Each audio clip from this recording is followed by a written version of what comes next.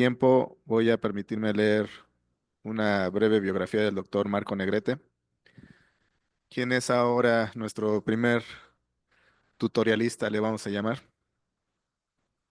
Y bueno, también un poco para hacer tiempo quiero comentarles por qué decidimos en este año dar tutoriales más que talleres. Generalmente los talleres son sesiones prácticas donde ponemos a los estudiantes a hacer cosas con la computadora.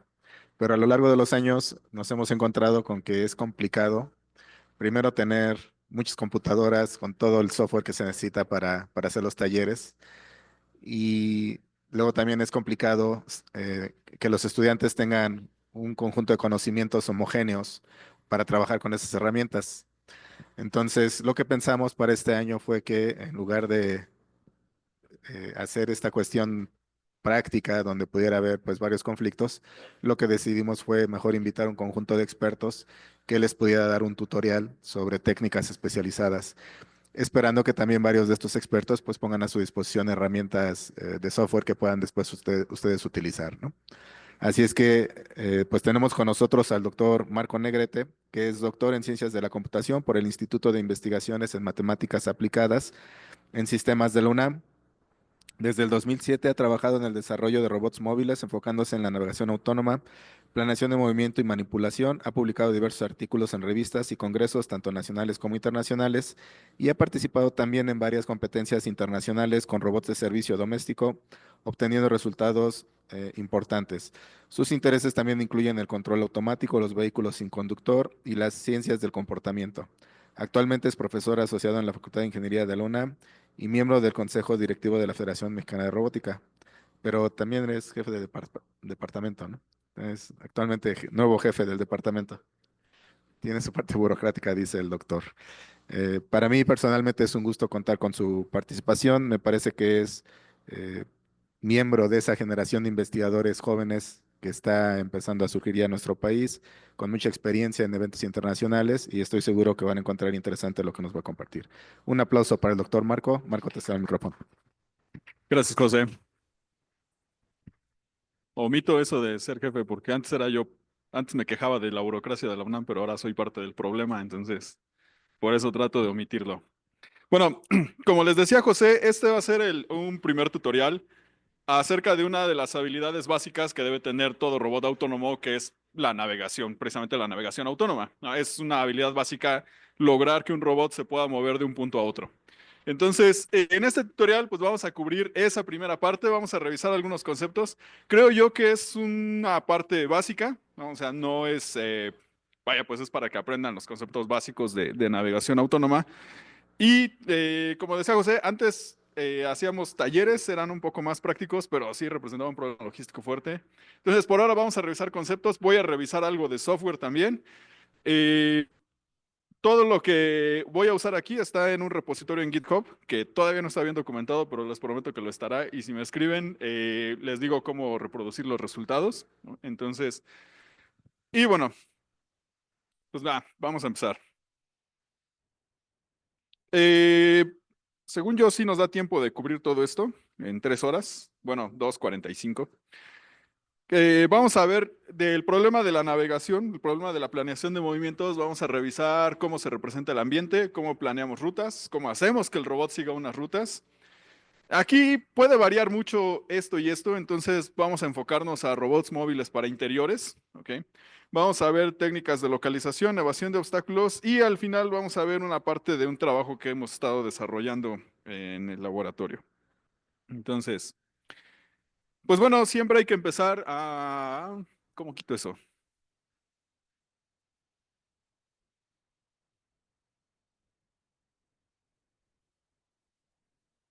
Ok. Primero, algunas cosas, algunos conceptos previos, ¿no? Quizá ya los hayan escuchado antes, pero si no, primero, ¿a qué nos referimos cuando hablamos de la configuración de un robot? Cuando hablamos de la configuración de un robot móvil, estamos hablando de la descripción de la posición en el espacio de todos los puntos que ocupa un robot. Y esto podría parecer, pues exagerado, porque ¿cómo le voy a hacer para describir todos los puntos que ocupan el espacio un robot? Pues un número de puntos infinito. Pero la cuestión es que si yo hago la suposición de un cuerpo rígido, o sea, un cuerpo que no se deforma, entonces resulta que yo necesito un número pequeño de variables para hacer toda esa descripción. Entonces, esa descripción del espacio que ocupa un robot es lo que llamamos configuración, ¿sale? Espacio de configuraciones, por supuesto, es el conjunto de todas las configuraciones posibles. Y aquí viene un concepto importante que es lo que llamamos grados de libertad. Entonces, ¿a qué nos referimos con grados de libertad?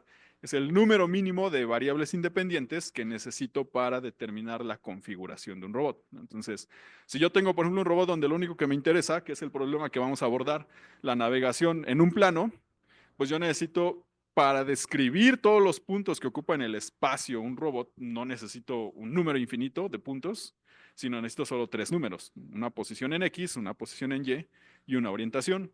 Y con esos tres números yo estoy describiendo perfectamente qué espacio está ocupando el robot móvil, ¿de acuerdo? Algunas propiedades importantes de movimiento del robot, un tipo de restricciones que conocemos como holonómicas y no holonómicas, ¿no? Vamos a revisarlas nada más porque a veces al momento de planear rutas es importante tomar en cuenta estas restricciones de movimiento porque la planeación de rutas puede resultar muy diferente en un robot con restricciones holonómicas y no holonómicas.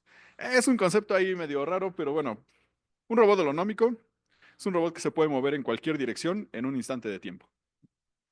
Más fácil el contraejemplo, un no holonómico. Un robot no holonómico es un robot que puede alcanzar cualquier posición en el espacio, pero no puede alcanzar cualquier velocidad en un instante de tiempo, en cualquier dirección. Por ejemplo, imagínense una silla de ruedas, ¿no? Una silla de ruedas no se puede mover de lado. Sin embargo, eso no significa que ustedes no puedan alcanzar una posición deseada con un número suficiente de movimientos. Entonces, una persona en silla de ruedas puede moverse a cualquier posición, a cualquier orientación. ¿Qué es lo que no puede hacer? Es moverse de lado, ¿no? La velocidad que puede tener una silla de ruedas en un instante de tiempo es solamente una y es en la que apuntan las llantas de la silla de ruedas. ¿Estamos de acuerdo? Entonces, esa es una restricción no holonómica. Los coches, por ejemplo, convencionales, también tienen restricciones no holonómicas, es decir, con un coche con un número suficiente de movimientos y un poco de habilidad, yo puedo alcanzar cualquier posición, cualquier orientación, pero el coche en un instante de tiempo solo se puede mover en una dirección, que es en donde apuntan las llantas delanteras. Entonces, a eso es lo que llamamos restricciones no holonómicas. Matemáticamente es una restricción que se fija en velocidad, pero que no se puede integrar para poner una restricción en posición, ¿no? Es una restricción no holonómica. Entonces, y bueno, propiedades de los algoritmos son súper importantes. A veces elegimos un algoritmo sobre otro, pues solo porque es trendy, pero siempre es conveniente tener una idea de estas características de los algoritmos. La primera de ellas, seguramente estarán muy familiarizados, que es la complejidad. ¿Qué nos referimos con la complejidad de un algoritmo? Pues saber cuánta memoria y cuántos pasos, ahí le puse cuánto tiempo, pero en realidad es cuántos pasos requerimos, ¿no? Para ejecutar un determinado algoritmo en función del número del tamaño de los datos de entrada. Entonces, eh, por ejemplo, hay complejidad de memoria. Ahorita vamos a ver una forma de representar el ambiente. Celdas de ocupación están muy padres, funcionan muy bien, pero tienen el problema de que tienen una complejidad exponencial, ¿no? En memoria. Entonces, conforme empiezo a requerir representar espacios de más dimensiones, pues la cantidad de memoria que requiero crece exponencialmente hasta que llega el momento en que no es factible implementar este algoritmo.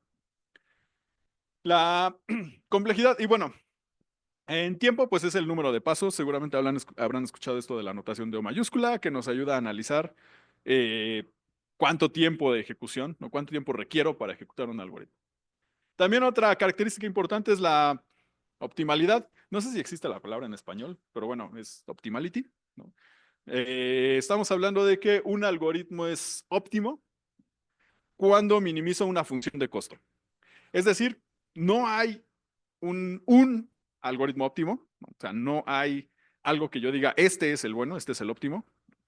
No hay, por supuesto, más óptimo. Cuando escriban sus trabajos, por favor, no pongan, este algoritmo es más óptimo que aquel, ¿no? A ver, un algoritmo es óptimo o no es óptimo en algún sentido de que minimiza una función de costo, ¿no? Y la función de costo que yo quiera minimizar, pues le decía, no hay un algoritmo óptimo, no, puede haber muchos, porque va a depender de la función de costo que yo quiera implementar. Por ejemplo, si estoy planeando rutas para que un robot se mueva, pues la función de costo más común es la distancia. Y entonces, si yo minimizo distancia, pues estoy minimizando, estoy obteniendo rutas cortas. ¿Cuál es la óptima? La más corta. Pero si han visto, por ejemplo, muchas veces, no sé, el Maps no minimiza distancia. No sé si lo han notado, pero generalmente minimiza tiempo, no distancia. Entonces, esa es otra función de costo que yo puedo implementar y entonces la ruta óptima no necesariamente es la más corta, pero podría ser la más rápida. Para los que habitamos en la Ciudad de México, muchas veces nuestra función óptima pues, es la seguridad, ¿no? Entonces, uno toma una función de modo que pues, minimice el riesgo al recorrer la ruta.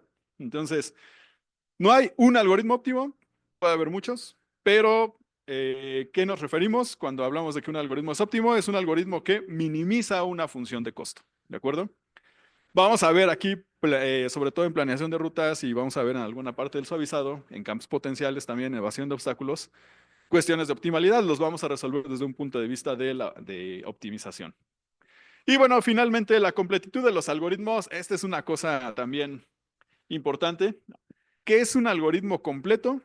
Un algoritmo completo es aquel que, si la solución existe, me garantiza que la va a encontrar. Y si la solución no existe, el algoritmo me va a decir que no puede encontrar la solución en tiempo finito. Ese es un algoritmo completo. ¿Vale? Y bueno, resulta que, por ejemplo, en la planeación de movimientos, de rutas, en un robot móvil, si yo tengo un espacio euclidiano, un espacio arbitrariamente grande, continuo, el problema de la planeación de rutas no está resuelto. No hay un algoritmo completo para planear rutas. Hay algoritmos completos en sentidos más relajados. O sea, por ejemplo, algoritmos completos bajo una discretización, que son los que vamos a ver aquí. Entonces ahí sí ya puedo asegurar completitud, pero ya puse un problema más relajado, que es un espacio finito, delimitado y además sobre una cierta discretización. También hay completitud, la llamada completitud probabilística, que es, bueno, no puedo encontrar una ruta así determinísticamente, pero yo ejecuto un algoritmo aleatorio y lo que puedo garantizar es que entre más veces lo ejecute, la probabilidad de encontrar la solución tiende a uno. No es seguro, solo tengo más chances de encontrar la solución. ¿Sale? Entonces, el problema de la planeación de movimientos sigue abierto, no es un problema resuelto. Ya hay muchos paquetes y vamos a ver, yo les voy a ofrecer uno, que es el que usamos en el laboratorio, para planear rutas, para hacer que un robot se mueva de un punto a otro, pero bueno, no es un problema, no es un problema ya resuelto, es un problema abierto. Y entonces, bueno, ¿qué tareas se suelen considerar que se incluyen en la planeación de movimientos? Hay varios, pero principalmente podemos clasificar la planeación de movimientos en estas cuatro subtareas. El mapeo.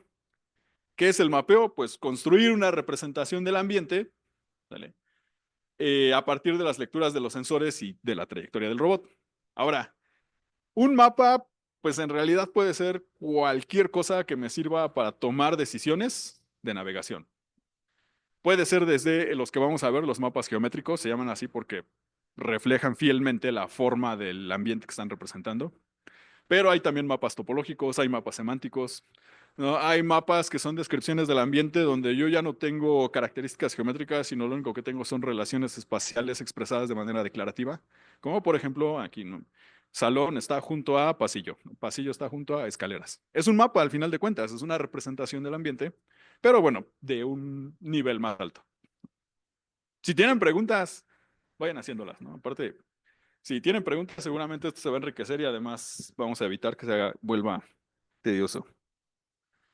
Bueno, perdón, el siguiente problema, que es la navegación, ¿a qué nos referimos con la navegación en sí, como subtarea de la planeación de movimientos? Pues es encontrar un conjunto de configuraciones que le permitan al robot moverse de un punto a otro, evitando chocar. Así de sencillo. La localización es determinar la configuración dado un mapa y lecturas de los sensores. Y si se fijan, aquí viene el problema del huevo y la gallina, ¿no? Porque en el mapeo yo voy a construir un mapa a partir de los sensores y de la trayectoria del robot, es decir, necesito la posición. Y la localización es determinar la posición teniendo un mapa y lecturas de los sensores. O sea, uno requiere el otro. Y bueno, generalmente se resuelven al mismo tiempo con una cosa que se llama SLAM, Simultaneous Localization and Mapping, ¿no? Y simplemente se parte de una condición inicial. Suponemos que al principio estamos en un cero o en alguna condición inicial arbitraria. Y generalmente, ¿qué sucedió? Se van resolviendo simultáneamente. ¿Alguien sabe qué pasó? Digo, yo sigo, pero supongo que va a ser mala onda con los de Zoom.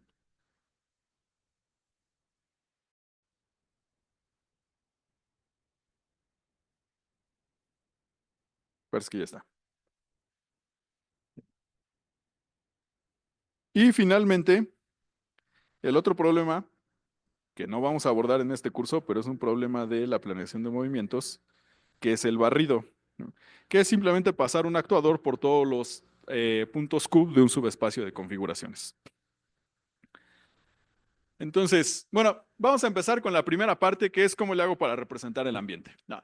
Y por supuesto, representar el ambiente va a depender mucho del problema que yo quiera resolver, del tipo de robot que vaya a implementar. ¿Vale? Eh, por cierto, las diapositivas están en línea, ¿eh? Ya, por si quieren irlas revisando. Yo sé que tienen ese impulso de tomar fotos, pero digo, o sea, está bien. Y si quieren, luego las revisan. Pero están en línea, están en el GitHub, por cierto, el del inicio de la...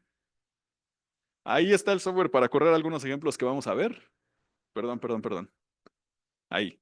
Y ahí está también, ahí están también estas diapositivas. Entonces, por si quieren, y nada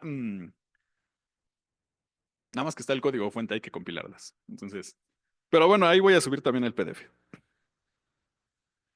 Y bueno, les decía, va a depender mucho del problema que vayamos a abordar, del tipo de robot.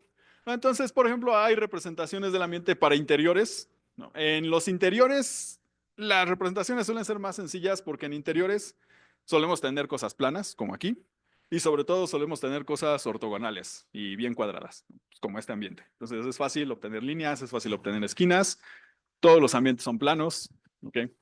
Cosas que puedo ocupar para representar el ambiente en interiores. Tengo celdas de ocupación, mapas de líneas, tengo diagramas de Voronoi, tengo mapas basados en landmarks. Aquí vamos a ver algunos ejemplos de celdas de ocupación y de mapas topológicos. Para exteriores, ¿qué cosas se suelen usar? Celdas de León, celdas de ocupación en 3D, unas cosas llamadas octomaps. Esto de octo viene porque vamos partiendo el espacio en 8, en 8, en 8, porque lo que hacemos es partir en X en 2, luego en Y en 2, luego en Z en 2, luego otra vez en X en 2, en Y en Z en 2, en 2, en 2. Pues cada vez que partimos en 2 sobre X, Y, Z, pues, estamos teniendo 8 regiones, por eso se llaman octomaps. Y bueno, les decía de los más usados, que son estos de acá, las celdas de ocupación, que son un tipo de mapa geométrico. Nuevamente se les llama mapas geométricos a aquellos que, como su nombre lo dice, reflejan muy bien la forma del ambiente que están representando. No, un mapa, unas celdas de ocupación son simplemente una discretización con una resolución determinada, ¿vale? Y en el enfoque más tradicional de las celdas de ocupación, a cada celda se le asigna un número entre 0 y 1, que se supone que me dice el nivel de ocupación. Y esto lo usamos desde un enfoque probabilístico. Si yo le pongo un 0 a una celda, estoy bien seguro de que está libre. Si le pongo un 1, estoy bien seguro de que está ocupado. Y si le pongo un punto 5 es porque no tengo idea, no tengo información. Entonces, lo puedo interpretar desde el punto de vista probabilístico, ¿vale? Entonces, 0, estoy bien seguro de que está libre. 1, estoy bien seguro de que está ocupado. Punto 5, no tengo idea. Es una celda en donde no tengo información si hay o no hay algo, ¿vale? Y bueno, son muy usados porque pues es muy fácil representar estos mapas en memoria, pues es simplemente una matriz, un arreglo bidimensional de valores de ocupación. Y supongo que ya han usado antes esta cosa llamada ROS, ¿sí? ¿Quién sí lo ha usado antes? Sí, ¿de verdad? Ah, bueno, sí. O sea, ¿de verdad nunca lo han usado? No sé por qué. Antes en la escuela de invierno era muy común que incluyéramos un curso de ROS y creo que últimamente hemos dado por sentado que todo el mundo lo ha usado porque es muy usado en robótica. No es complicado, solo pues es como, no sé. Pues sí, solo tienen que aprender a usarlo, ¿no? Digo, saber usar Word no garantiza que sepan redactar, pero es una buena herramienta para cuando ya saben redactar, pues ya escriben, ¿no?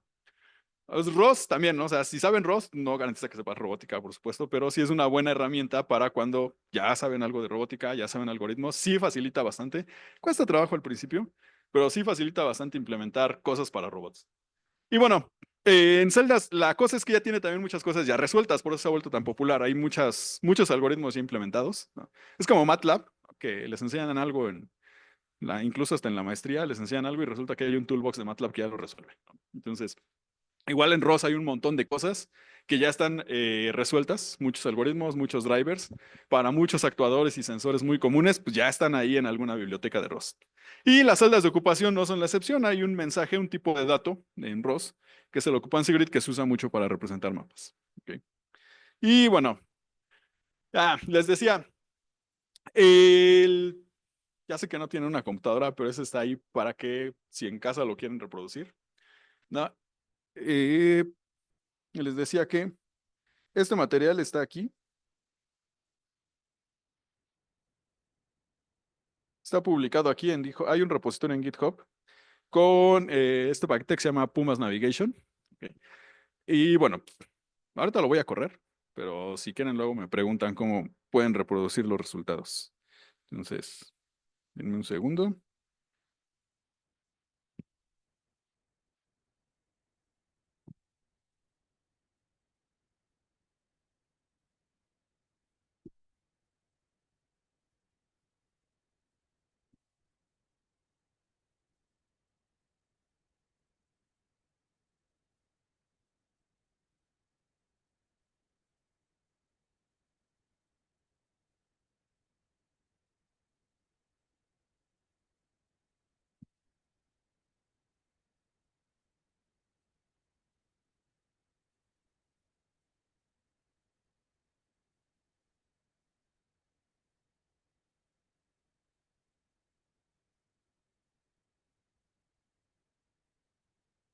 Denme unos minutos a que esto inicie. Mientras,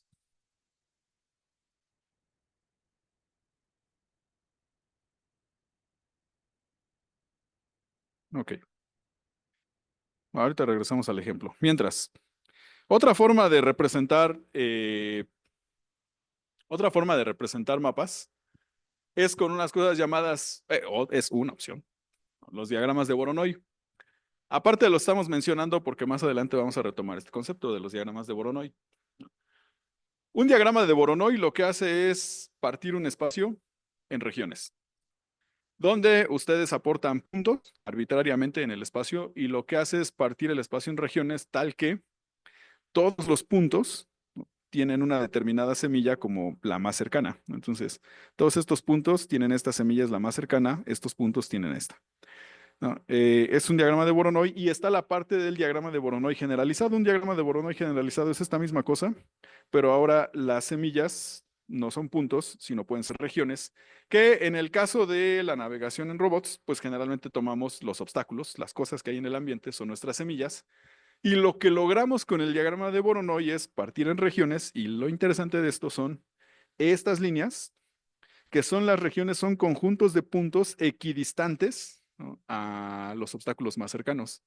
¿Cómo para qué nos sirve esto? Pues esto de aquí nos sirve para obtener estas líneas, que serían las más seguras, ¿no? Si yo quiero que un robot se mueva de un punto a otro, puedo moverlo por aquí y va a ser la ruta más segura, porque son los puntos que están más alejados de los obstáculos más cercanos. Y bueno, esta es otra de esas cosas que no están resueltas. No hay todavía, o al menos hasta donde yo sé, no hay un algoritmo que me obtenga un diagrama de Voronoi para un espacio euclidiano continuo y un conjunto arbitrario de semillas. No existe todavía. Hay muchas aproximaciones para obtener el diagrama de Voronoi, pero no hay una solución todavía para un conjunto arbitrario y un espacio euclidiano.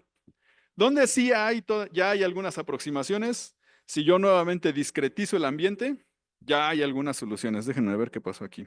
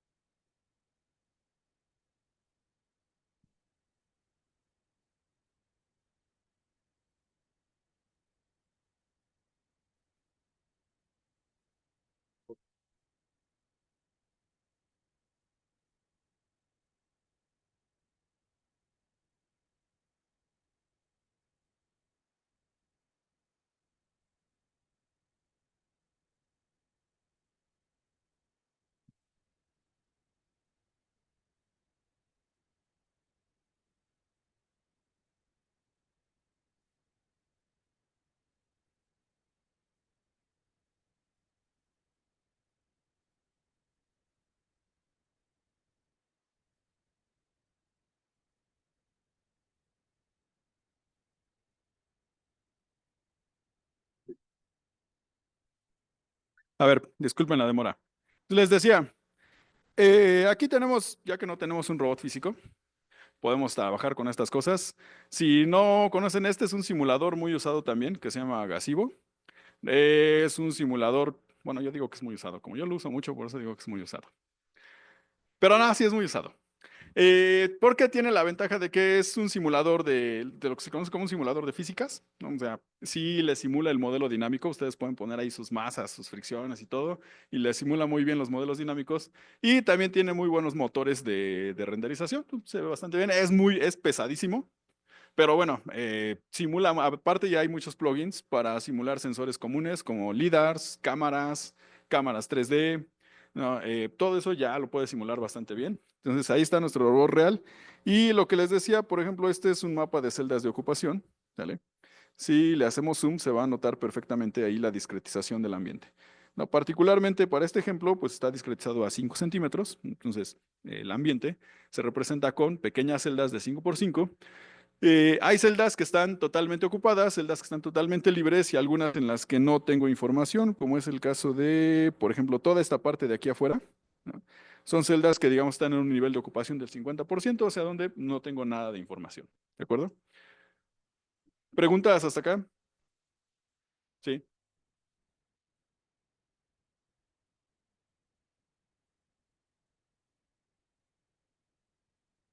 Ah, buena pregunta. Al revés. Muchos algoritmos de clusterización lo que te dan al final es un diagrama de Voronoi. Un diagrama, sí. Entonces, pero el problema de clusterización no es un diagrama de Voronoi, sino al revés. Cuando resuelves un problema de clusterización, particularmente en un espacio, sí, lo que te da es un diagrama de Voronoi. Y generalmente el algoritmo de clustering lo que te da es un diagrama de Voronoi que depende de la función de distancia que hayas utilizado. Entonces, sí depende mucho, la forma del diagrama depende de la función de distancia que elijas, pero sí, o sea, un clustering te da un diagrama de Voronoi. Eh, entonces, vamos a ver aquí. Les decía, el diagrama de Voronoi no está, no hay un algoritmo que ya lo resuelva para el caso general, es decir, para un espacio euclidiano y un conjunto arbitrario de puntos, no hay. Pero sí hay aproximaciones para obtener el diagrama a partir de una discretización. Este algoritmo es un algoritmo muy conocido para obtener el diagrama de Voronoi. Entonces, déjenme correr esto y según yo, espero no quedarles mal, pero ahí debería aparecer un diagrama.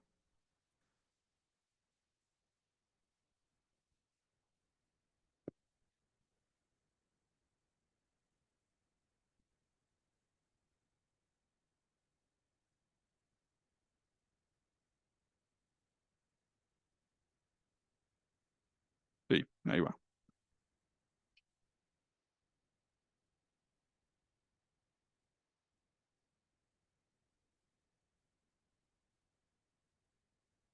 ¿No? Y ese de ahí, por ejemplo, es el diagrama de Voronoi para este mapa en particular. Les decía, lo que hacemos es simplemente obtener las celdas, ¿vale? Que son equidistantes a los dos obstáculos más cercanos, y estas de acá me pueden servir muy bien para planear rutas, ¿sale? En ese espacio. ¿Preguntas hasta acá? Vale. Y bueno, vamos más rápido porque si no, no acabamos. ¿A qué hora tenemos el siguiente coffee break? ¿No saben? 12, gracias. Ok, entonces, ya tenemos una forma de representar. No hemos visto cómo construir el mapa, al final vemos, pero ya tenemos una forma de representar un ambiente. ¿Qué sigue? Planear una ruta, es decir, lograr que mi robot se mueva de un punto a otro. Bueno, no todavía que se mueva, nada más planear por dónde debería moverse. ¿Ok?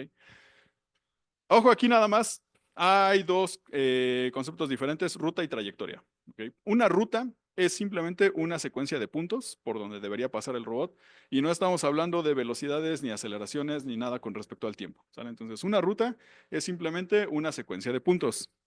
Cuando parametrizamos esa ruta con respecto al tiempo, entonces ahora sí estamos hablando de una trayectoria y entonces ya podemos hablar de velocidades, de aceleraciones, de tiempos en los que voy a llegar, ¿sale? Por ahorita, hasta ahorita, solo vamos a programar rutas, ¿sale? Solo vamos a planear rutas, no vamos a hacer todavía trayectorias, aunque vamos a ver que es muy fácil obtener una trayectoria a partir de una ruta. Entonces, hay varios métodos para planear rutas. Nosotros vamos a ver dos principales, que son los métodos basados en muestreo y los métodos basados en grafos. Los métodos basados en muestreo, ¿vale? Como su nombre lo dice, lo que hacen es, para planear la ruta, es aleatoriamente, tomar un punto del espacio y ver si puedo llegar en línea recta o sin que el robot choque. Entonces yo tengo este espacio, tomo un punto aleatorio, no sé, tomo uno por allá y veo si puedo llegar en línea recta. Si puedo llegar en línea recta, entonces voy construyendo un árbol y digo, ok, me puedo mover de aquí para allá. Poderme mover de un punto a otro puede ser también una tarea, verificar si me puedo mover o no de un punto a otro puede ser una tarea bastante compleja, porque si yo tengo un vehículo sin conductor, por ejemplo un coche, pues no basta con que yo pueda llegar en línea recta, ¿no? Sino debe existir la maniobra, el espacio suficiente para que el coche pueda maniobrar y moverse. Entonces, generalmente, si yo tengo puntos hacia atrás, pues no son buena idea porque el vehículo no puede girar sobre su propio eje, ¿no? Entonces, generalmente lo que tengo que hacer es planear todavía más movimientos para llegar hasta ese punto. No, puedo determinar a lo mejor si puede pasar o no, si puedo usar muchas cosas. El chiste es que yo tomo una muestra del espacio y debo determinar si el robot puede llegar o no hasta ese punto y si sí puede llegar, entonces lo voy uniendo con la posición actual y voy construyendo un árbol. Entonces, a este método se le conoce como RRT, de Rapidly Exploring Random Trees, ¿no? O sea, árboles aleatorios de exploración rápida. Y este es un ejemplo de un algoritmo que decíamos completo, pero en una completitud relajada. Es una completitud probabilística. Yo estoy tomando nada más muestras y muestras y muestras y muestras del ambiente pues hasta que a partir de alguno de los nodos del árbol que voy construyendo, pueda llegar al punto meta. ¿En cuánto tiempo lo voy a lograr? No sé, es aleatorio. ¿Lo voy a lograr en algún momento? Sí, si ejecuto un número suficientemente grande de iteraciones. Este es un ejemplo de un algoritmo que es completo probabilísticamente. Es decir, entre más y más pasos ejecute, la probabilidad de encontrar la solución tiende a 1. No es seguro. O sea, solo la probabilidad de encontrarlo tiende a 1. En general, sí la encontramos. En general. Simplemente, o sea, no hay algo que me diga que es seguro que lo voy a encontrar. Solo la probabilidad de encontrarlo tiende a 1. ¿Okay? El algoritmo, les decía, es muy sencillo. Lo único que tengo que hacer es ir tomando muestras. Voy construyendo un árbol si es que puedo llegar a esos puntos. Hay algunas variantes. Está, por ejemplo, el bidireccional. Lo que hace es empezar a construir el árbol desde el punto inicial y desde el punto meta hasta que los dos árboles se junten. ¿No? Hay otros algoritmos extendidos porque aparte lo que hacen es, ya que encontré la ruta, trato de aplicarle algún tipo de procesamiento para hacerla una ruta óptima. Ojo, este de aquí es completo, pero no es óptimo, ¿no? El algoritmo RRT no me va a dar rutas óptimas, ¿vale? Me va a encontrar la ruta y generalmente sirve para cuando tengo espacios de alta dimensionalidad. Funciona muy bien, ¿no? Pero no me da necesariamente rutas óptimas. Hay un montón de variantes y hay un montón de propuestas para encontrar rutas óptimas, pero en general el algoritmo no es óptimo, ¿vale? Me encuentra la ruta, pero no necesariamente es la que minimice una función de costo. ¿Preguntas hasta acá? No, de acuerdo. Entonces, vamos a ver, me parece que sí hay un ejemplo por acá.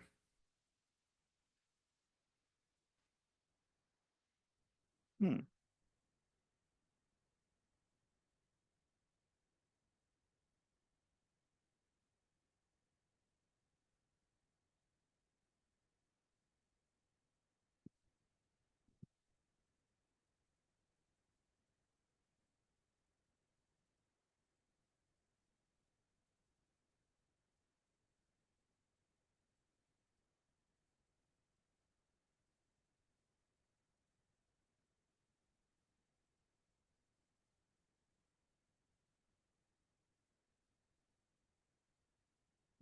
un segundo.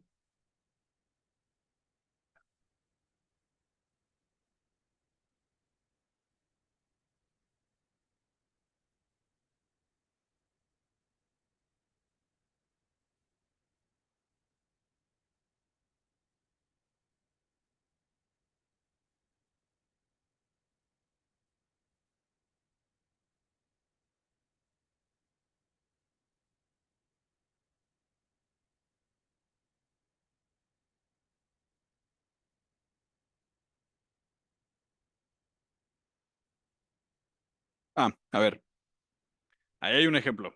Es que bueno que sucedió esto. Es aleatorio, pero a ver, yo le di clic por acá y si se fijan, no llegó. No es seguro que me encuentre la ruta. Yo ahí lo que hice fue ponerle un número limitado de pasos, me parece que tiene como 20 o algo así. Entonces, si en 20 iteraciones no la encontré, dice, ya no la voy a encontrar. ¿Se le puede poner más? Sí. Nuevamente, ¿cuántas voy a requerir? No sé, es aleatorio. Si lo volvemos a intentar, probablemente sí lo encuentre. A ver. Sí, ahí está. Entonces, ya me dibuja por aquí un montón de pasitos y ya sé que puedo llegar por acá. ¿Sale? Entonces, con este algoritmo, nuevamente, ¿sale? Es bastante útil cuando yo tengo una alta dimensionalidad en el espacio que quiero planear. ¿A qué nos referimos con eso? Pues cuando tengo muchos grados de libertad. Aquí, por ejemplo, tengo un robot que nada más se mueve en el plano. Entonces, como no me interesa qué orientación lleve por aquí, sino solo me interesa la secuencia de puntos X, Y, es un espacio bidimensional, no, son solo dos dimensiones, no necesito mucha memoria. Pero, por ejemplo, si estoy planeando rutas para un manipulador, salud. Un manipulador, pues ya tiene 6 grados de libertad en el efector final. Ya tengo 3 posiciones, 3 orientaciones. Si yo quisiera representar un espacio de búsqueda con celdas de ocupación, necesitaría celdas de ocupación de 6 dimensiones. Entonces, en primera, muchas veces ya ni siquiera me alcanza la memoria la memoria de la computadora para representarlo. Y si sí, es un espacio de búsqueda tan grande que aplicar, por ejemplo, uno de los métodos que vamos a ver ahorita, que son los de basados en grafos, será muy lento. Entonces, puedo usar este y ahora sí, aunque no me encuentre rutas óptimas, pero sí me va a encontrar la secuencia de movimientos que debo ejecutar para mover mi manipulador. ¿Vale? ¿Dudas hasta acá? No. Entonces, ahora sí, vámonos con los siguientes métodos. Los métodos basados en grafos. Lo que hacen estos métodos, pues es obvio, es considerar el ambiente un grafo. Si han escuchado ese concepto, ¿verdad? Lo que es un grafo, esta cosa, un conjunto de nodos que están conectados entre sí. Entonces yo represento un grafo con un conjunto de cosas que llamo nodos y generalmente con alguna matriz o una lista de adyacencia, yo digo qué nodo está conectado con cuál. Lo que hacen estos métodos de basados en grafos es que suponen que estas celdas de ocupación, ¿vale? Es un grafo. Cada nodo de las celdas de ocupación, o sea, cada cuadrito de la resolución es un nodo que va a estar conectado con cualesquiera de los nodos de alrededor que estén libres. Entonces, todo eso es un grafo enorme. Tengo miles o millones de nodos, ¿vale? Y voy a planear, ¿vale? Pues con algún método de búsqueda en grafos. Hay un montón de métodos de búsqueda en grafos, pero la mayoría se pueden resumir en estos pasos, ¿no? Lo que hago es tener un conjunto de nodos que llamo lista abierta. Tengo un conjunto de nodos que llamo lista cerrada. ¿Ok? Y generalmente lo que hacen todos los métodos basados en grafos es que llevo del conjunto de mi lista abierta, es el conjunto de nodos candidatos para continuar explorando, explorando, explorando. Y lo que hago es que elijo, ¿vale? Bajo algún criterio, el siguiente nodo a expandir.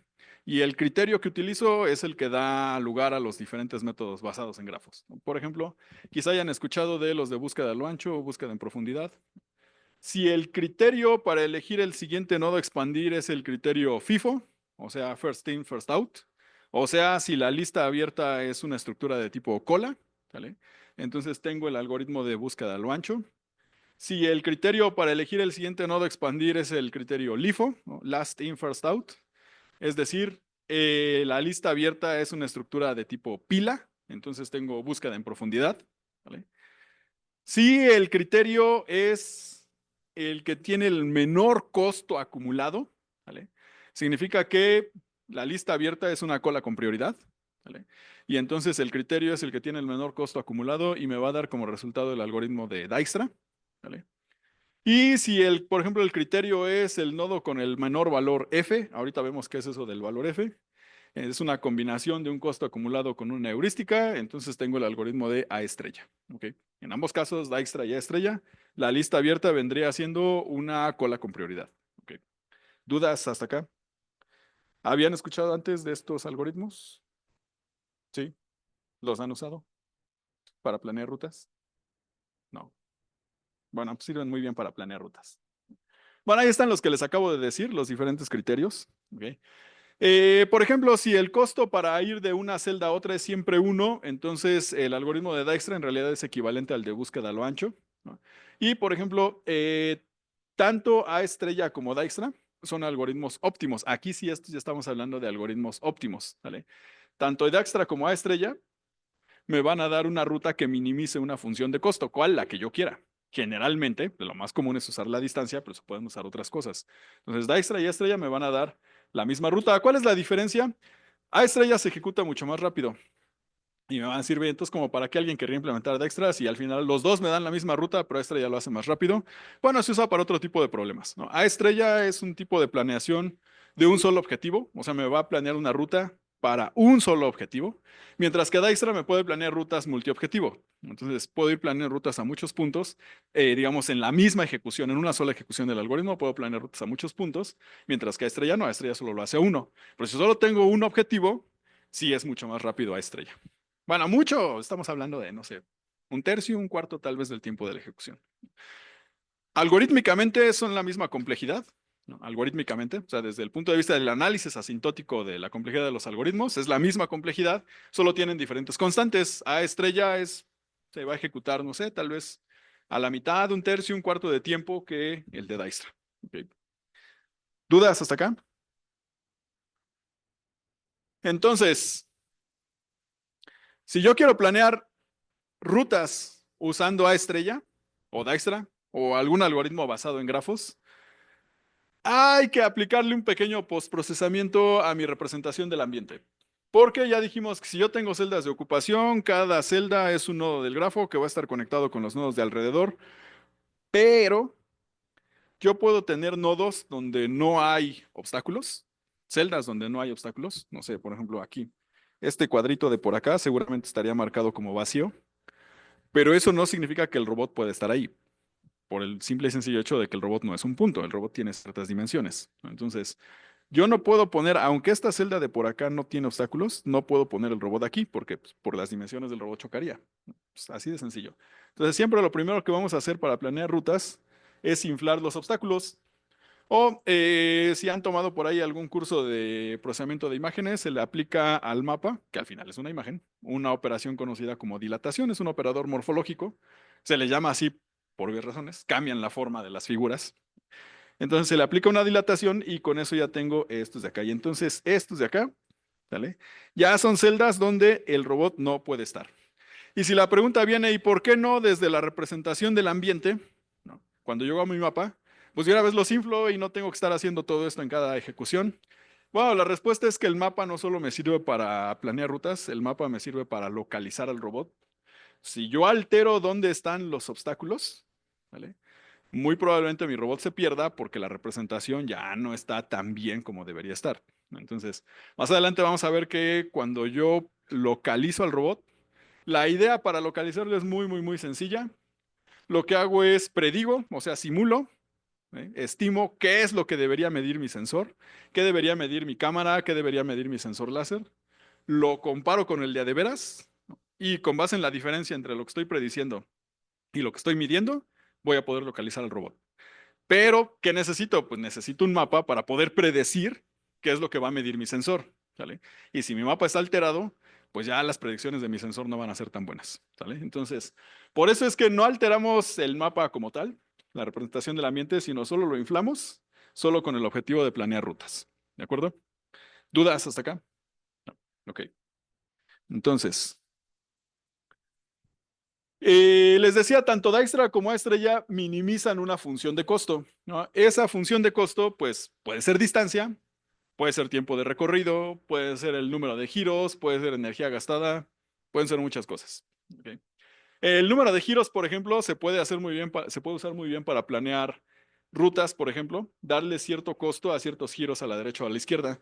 No sé, por ejemplo, si están planeando rutas para un vehículo sin conductor, pues muchas veces en las ciudades las vueltas no están permitidas en ambos sentidos, ¿no? Entonces muchas veces ustedes no pueden dar vuelta a la izquierda.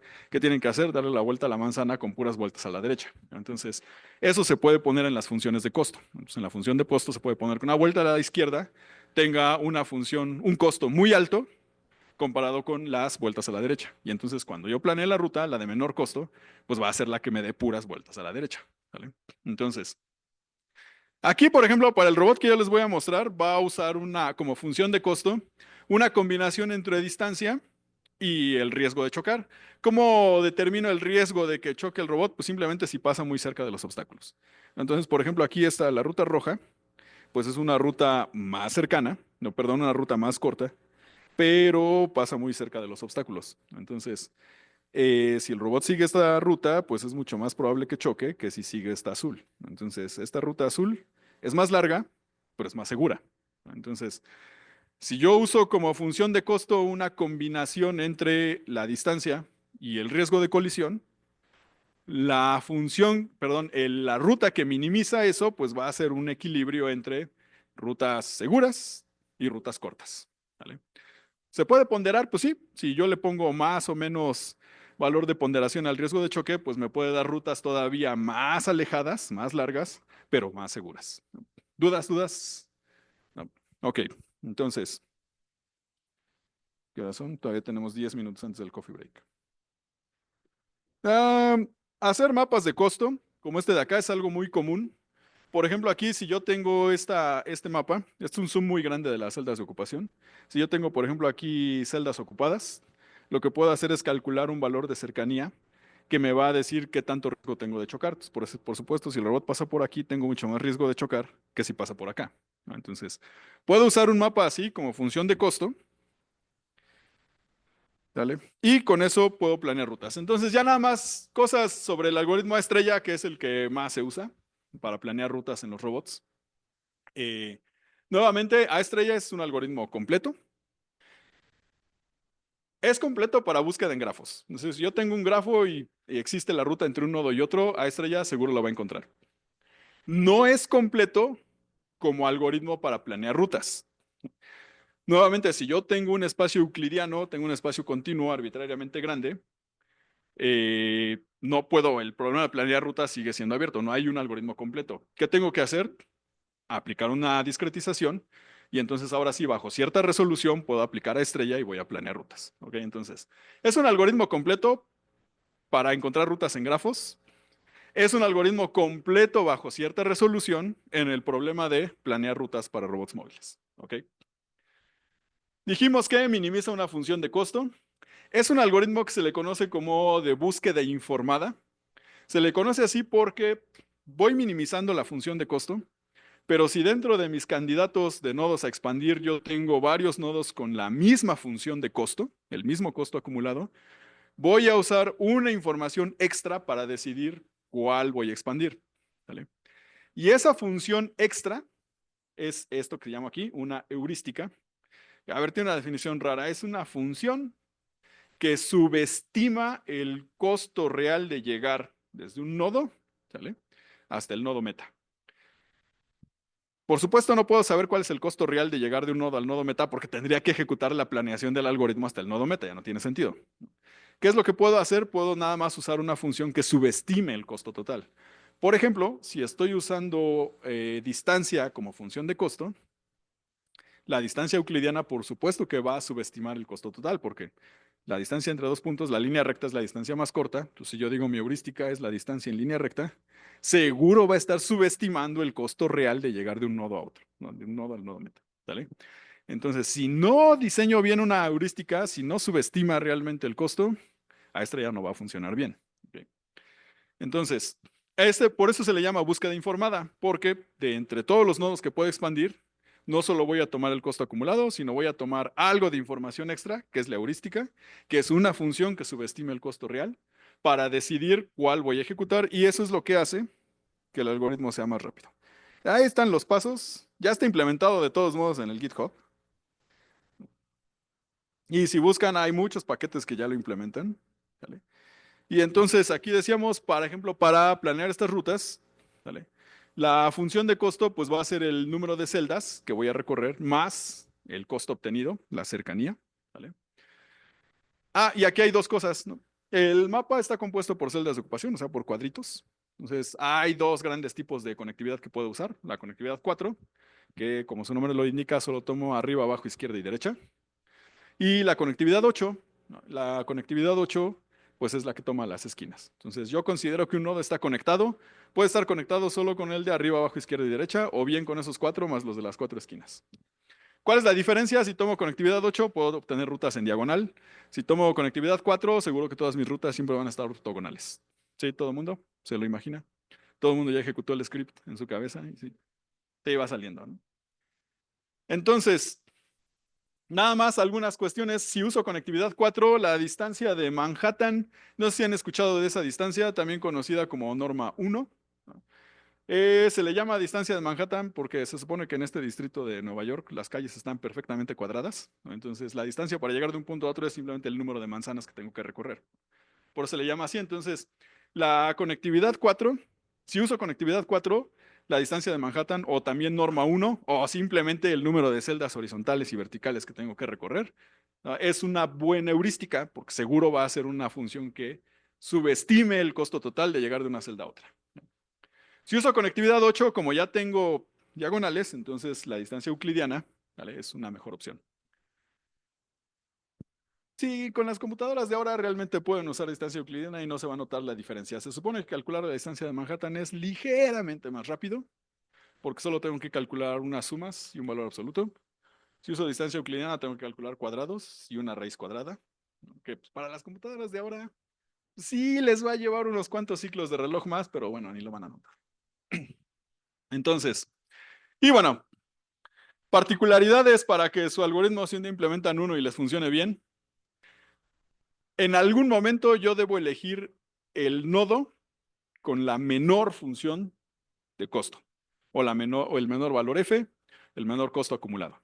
Okay. ¿Cómo encuentro de un conjunto el nodo con el menor valor f? Pues a lo mejor uno diría, pues recorro todos, veo qué valores tiene y obtengo el menor y ya. Bueno, eso es una muy mala idea. Pues, suena simple, pero es una muy mala idea porque resulta que si yo ya tengo millones de nodos, no, yo ya tengo un espacio con millones de nodos, en algún momento voy a tener que recorrer millones y millones de nodos para determinar cuál es el que tiene el menor valor. Parece una tarea simple, pero si ya estoy ejecutando esto y el algoritmo de Dijkstra me lleva, no sé, 30,000 pasos para ejecutarse, o 60,000, o por lo menos 1,000, pues se va a alentar mucho si estoy busque y busque y busque y busque el nodo con el menor valor f o el menor costo acumulado. Se usa una estructura que se llama de tipo heap, ya no sé, tal vez la hayan escuchado antes, ¿no? Esta estructura donde siempre voy poniendo en el nodo raíz el que tiene el menor valor o el mayor valor. Y lo que garantizo es que, como los voy acomodando de cierto modo, la inserción se hace en tiempo logarítmico, pero eso es mucho más rápido que tiempo lineal. Y la consulta es tiempo constante. Entonces, el primer nodo de mi heap siempre va a ser el del menor valor f. Entonces, eso ya está súper rápido, no tengo que buscar. Y cuando inserte nuevos, sí es más lento, pero lo puedo hacer en tiempo logarítmico, que es mucho más rápido que tiempo lineal. ¿Todo el mundo está familiarizado con eso? Eso de los tiempos